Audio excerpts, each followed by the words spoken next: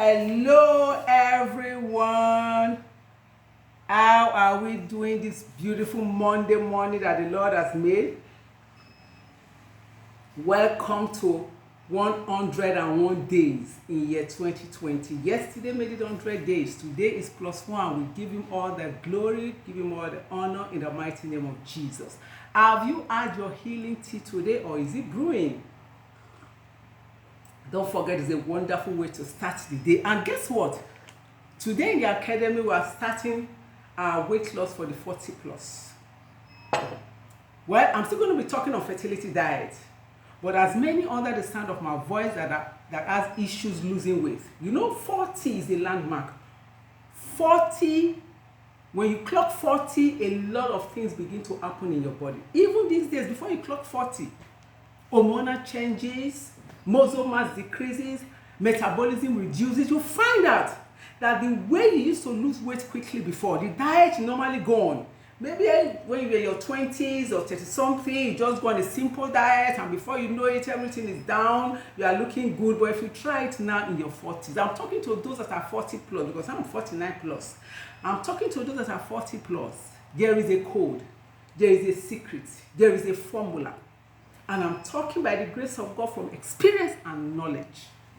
So if you are hearing me right now and you're having difficulty, you've tried it all. Not be joke. You've tried it all. Beloved, get into the Jesus Wants You Fit Academy and find out the code for the weight loss for 40 plus. There is a code. We are starting the diet today. In fact, we started this morning, but it's never too late for you to join. So I want to invite you, if you're having issues with losing weight, middle age spread, 40 plus, you drink water, it shows on your stomach.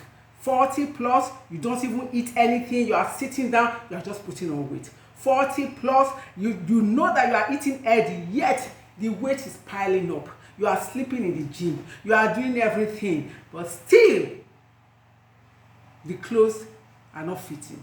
There is a code. Get into the Jesus Wants You Fit Academy and find out the code. Okay, now to our fertility diet this week. You know, this month is dedicated to fertility diet. And last week we talked about infertility, especially, in fact, I focused on the female of ovulatory infertility, slow menstruation, no menstruation at all. I talked about diets, what you can add to your diet to boost fertility, or whatever therapy you are on, what you can use to accelerate healing. So this week I'm going to be focusing on male infertility, which is also very rampant these days. And you know, male infertility is, I don't know how to put it. People don't focus on male infertility as much as they do on women. And let me tell us, I found out from my experience so far, majority of the issues these days come from the male. You find out that some male, their sperm is just water, nothing in it. You find out that some of the males, slow mobility, low sperm count, no libido. And looking at the typical African man, most times many of them don't want to go for a check. They believe it's the woman. Well, thank God for enlightenment. So this week I'm going to be talking on diet, because mine is to talk about diet. There are medical issues, there are lifestyle habits that affect male fertility. Smoking, alcohol, drug intake, and some medications affect male infertility. And even hereditary, all these things affect male fertility.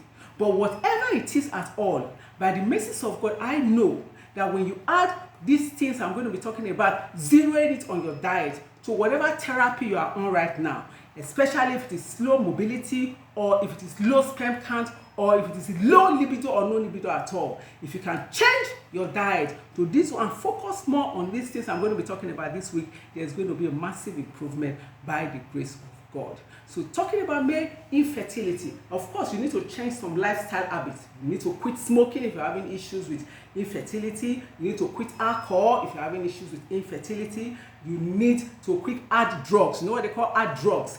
If you are having issues with male infertility. And then if you are obese as a male, beloved, you need to reduce your weight to ideal weight, because it also affects mobility of sperm. It also affects the quality of sperm. One thing about male infertility. Sperm, you produce new sperm, unlike the female that the eggs are already there. So you have an opportunity to produce new sperm. So if you actually change your diet to a healthier diet and you stick to your medication, there is the opportunity to produce new quality sperm. So number one, if you're having issues with male infertility, your diet has to change. You need to include like more eggs into your diet. You need a lot of vitamin E to help with sperm mobility and to help with sperm count. I'm talking about boosting sperm count and sperm mobility. I'm also going to be talking about no libido and low libido at all. I'm going to be talking about that. But if you're having issues, combined with whatever medical therapy you are on, you will need to add more eggs to your diet. You need a lot of vitamin E,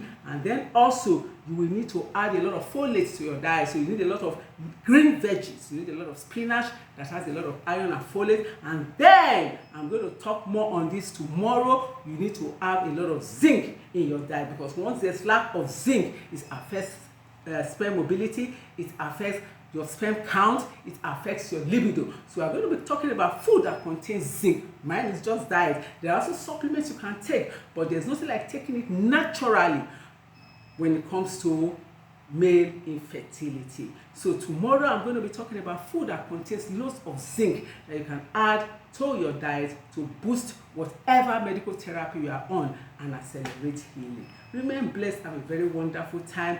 God has spoken today. He said you are going to be fruitful. He said he's going to give you the strength to conceive. That was our spiritual work hard. He gave us an example from Hebrews 11:11 that Sarah, irrespective of her age, he gave Sarah the strength to conceive.